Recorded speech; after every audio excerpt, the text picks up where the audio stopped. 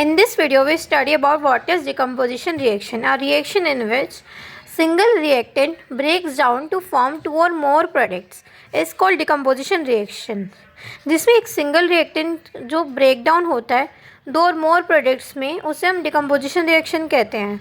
जैसे इसमें single reactant था हमारा ए बी, जो ब्रेक डाउन हुआ है, जो टूटा है ए प्लस बी में. इसको ए बी को टूटने के लिए कोई ना कोई एनर्जी सोर्स तो चाहिए होगा, लाइक हीट चाहिए हो, या तो करंट चाहिए हो, या सनलाइट चाहिए हो. ठीक है.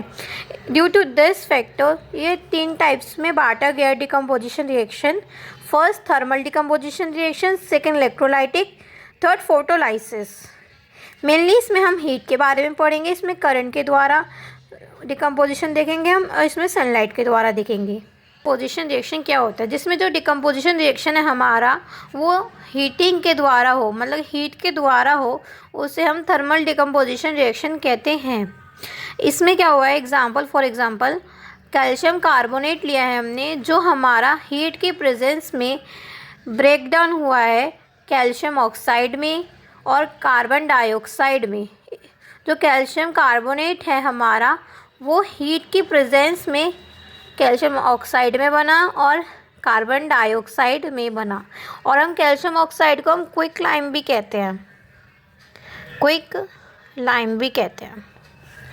और नेक्स्ट हमारा टाइप कौन सा होता है, इलेक्ट्रोलाइटिक डिकम्पोजिशन रिएक्शन होता है, जिसमें जो हमारा रिएक्शन होता है वो इलेक्ट्रिक करंट के द्वारा कैरिड आउट होता है.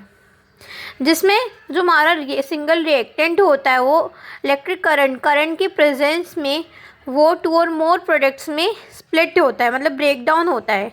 जैसे इसमें हमने फॉर एग्जांपल हमने वाटर लिया है, मतलब 2H2O लिए है, और हमने करंट की प्रेजेंस में उसे स्प्लिट कराया है, तो वो 2H2 में बदला है और ऑक्सीजन में बदला है. कोई कह सकता है कि यहाँ पे 2 कैसे आया, ये मैंने बैलेंस करके इक्वेशन लिखी है. हम इसे बिना बैलेंस हुए भी इक्वेशन लिख सकते हैं. बिना बैलेंस करके इलेक्ट्रिक करंट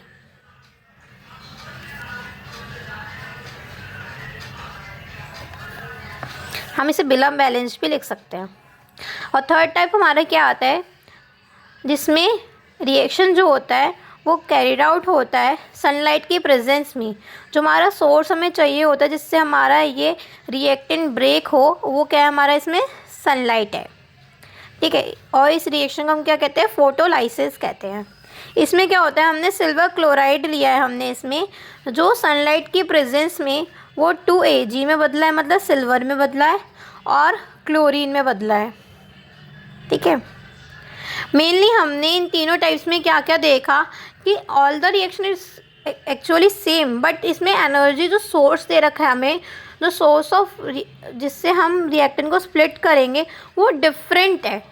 जैसे कि थर्मल में हमने देखा कि हीटिंग का यूज़ हुआ है, और इलेक्ट्रोलाइटिक में डिकम्पोजिशन रिएक्शन में हमने देखा कि इलेक्ट्रिक करंट है, सोर्स डिफरेंट, और हमने फोटोलाइसिस में देखा कि हमारा सनलाइट डिफरेंट सोर्स है.